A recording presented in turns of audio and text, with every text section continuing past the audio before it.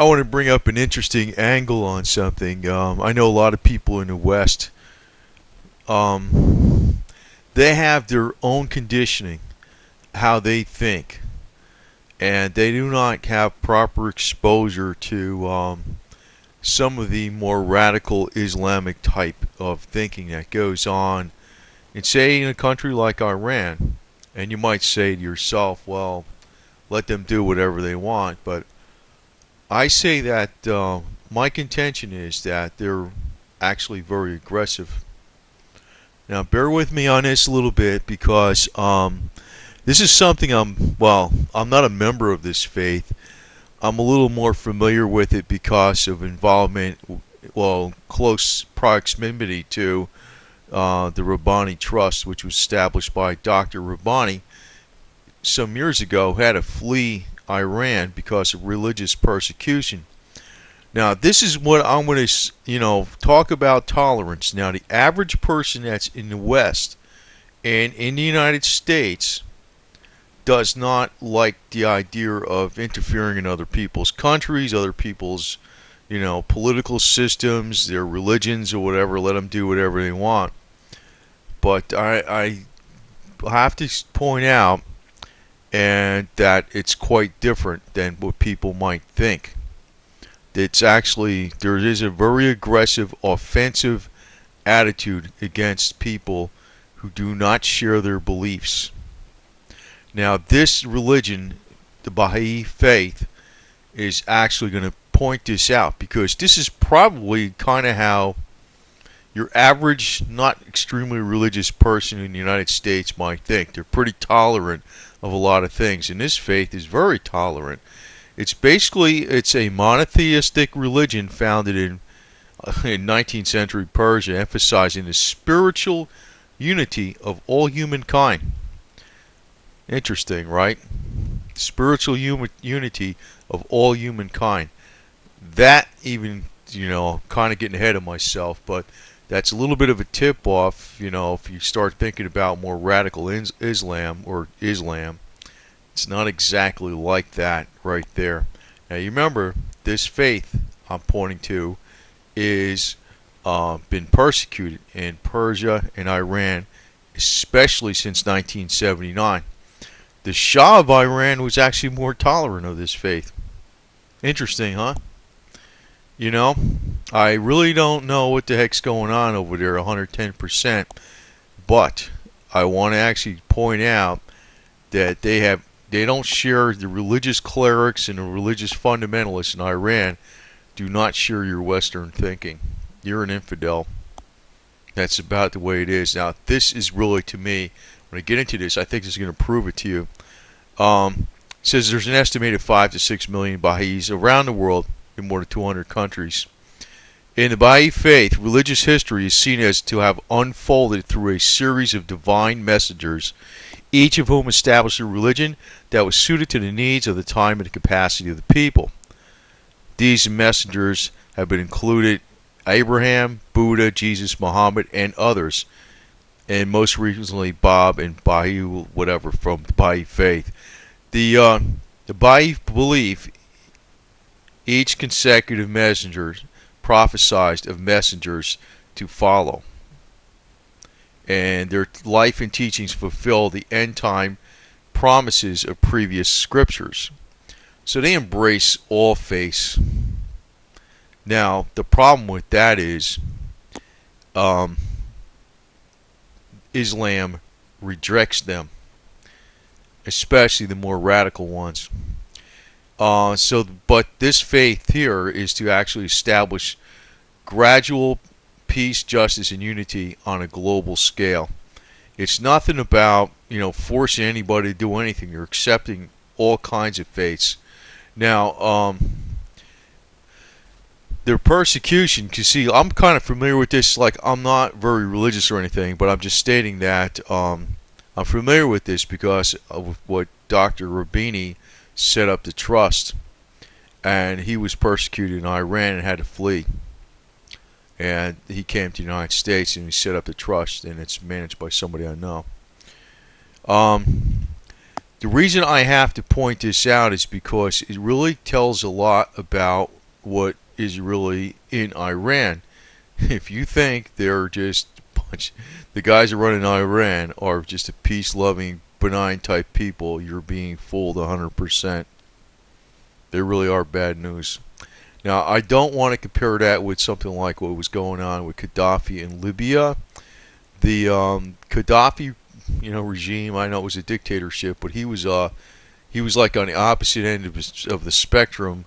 Despite things that were bad that he did, he is the least radical of the whole bunch. I don't really think we should have got involved in Libya at all. I think that was over oil.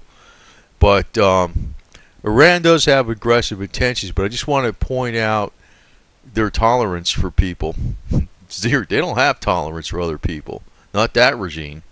In 1979, with the establishment of the Islamic Republic of Iran, the persecutions of the Bahai sect took a new direction, becoming an official government policy and being pursued in a systematic way. Since then, more than 200 Baha'is have been executed or killed, hundreds more have been imprisoned, and tens of thousands have been deprived of jobs, pensions, businesses, educational opportunities. Former Baha'i administration has been suspended, and holy places, shrines, and cemeteries have been confiscated, vandalized, and destroyed. Why? Because they have a tolerant, widespread, open message. Actually, they incorporate all religions in their faith. I mean, they talk about it's part of everything. Everything is part of it.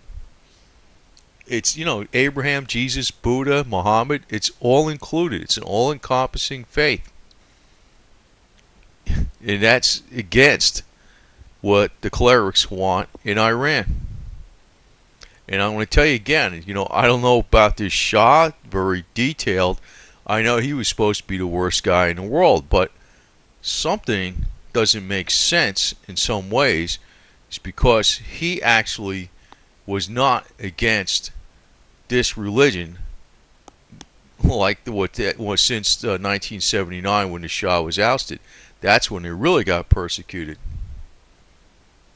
Which I don't know. I mean, there's something about, it's almost like in the West we're not being told everything that's going on, and there is a propaganda out there that is making things look like you're not getting a full picture.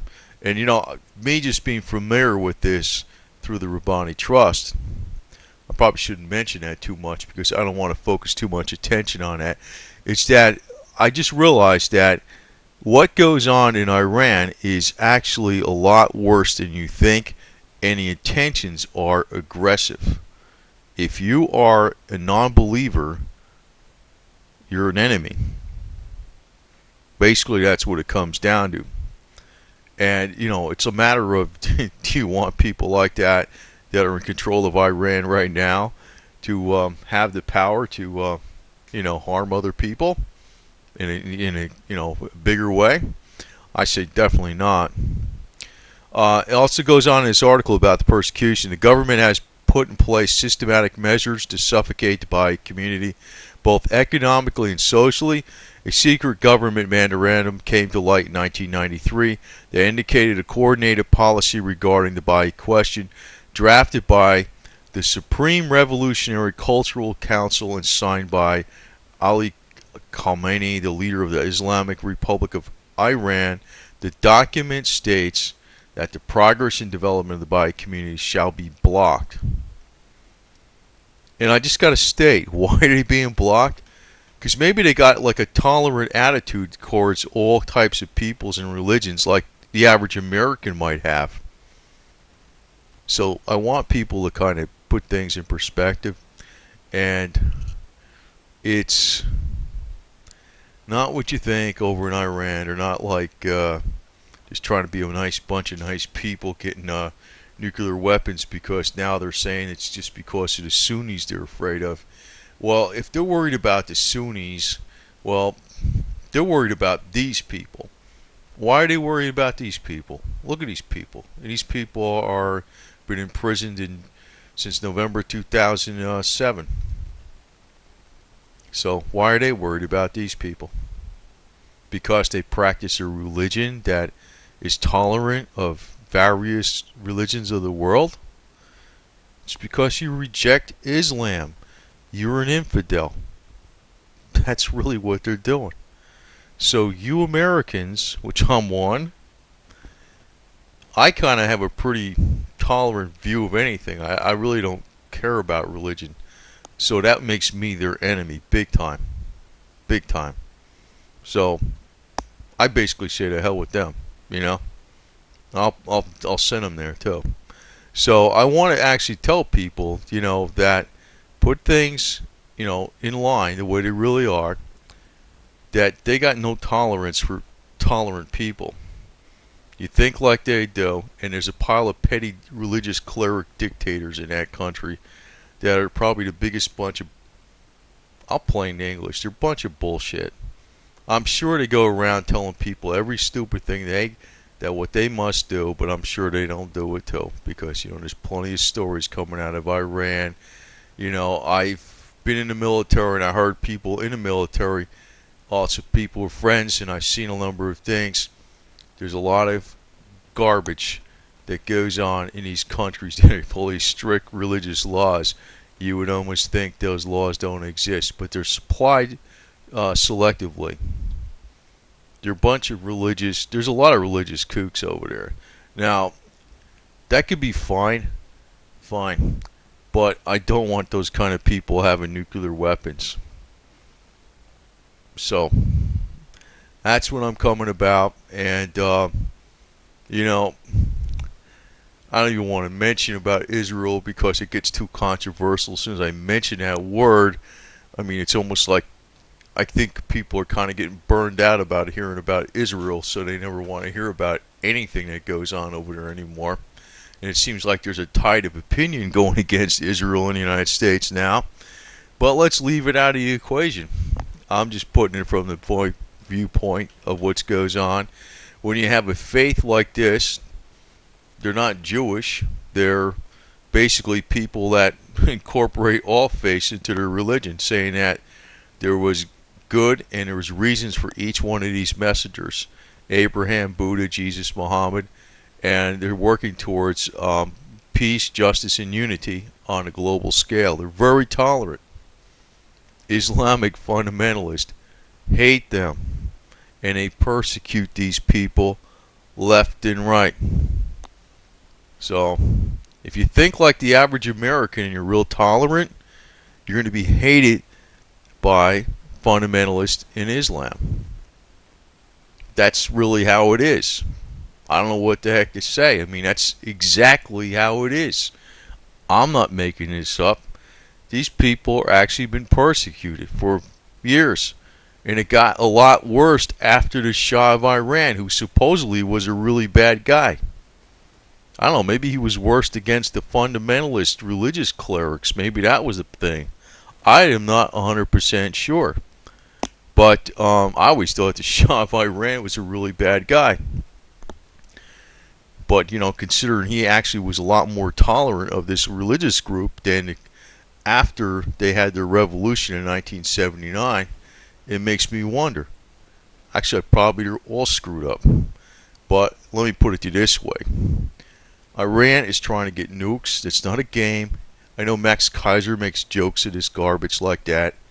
And, you know, the guy should know better. But like I pointed out in a statement from another thing, that there is the Iranian hardliners are actually stated that they're pursuing nuclear weapons and they want them to defend themselves against the Sunni Muslims. And I'm just thinking to myself, even if you didn't have Israel over there, what's going to happen? You're going to have the Sunni Muslims want nuclear weapons? If they're so hell-bent on trying to get nuclear weapons this bad, you know they want to use them. You know they want to use them. You know this. Why would you go through all this garbage? Steadfastly denying things. Now, I know there's that knee-jerk reaction that they're not. But like I pointed out, they got 100 years worth of natural gas and crude oil over in Iran. All kinds of energy resources. 20 years of uranium left in the world for the major reactors. Now, there's another point I want to point out. Thorium. Thorium does not make any weapons-grade materials. It's actually less chance of a nuclear problem where you can have an accident. And guess what country has a lot of thorium? India. And guess who's making thorium nuclear reactors now? India and China. If Iran chose to do so, what they could do is abandon the uranium type program, go with the thorium. Actually, there's enough thorium around in the world to last many, many years past the uranium. There's one reason that, the United States and a lot of other countries don't have a nuclear program based upon thorium. It's because it doesn't make materials for nuclear weapons. Now, I know the United States got nuclear weapons, but considering how tolerant the religious clerics are in Iran, if they had a lot of nuclear weapons, I am not so naive to think that they wouldn't use them. And I'm just stating, like, they have zero tolerance for people that don't think like they do.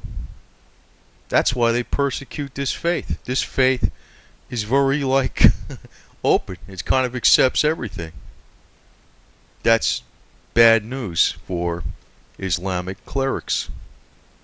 So, I'm just trying to, I think people aren't going to hear my point no matter what I say, but it's an interesting point that you're probably not hearing elsewhere.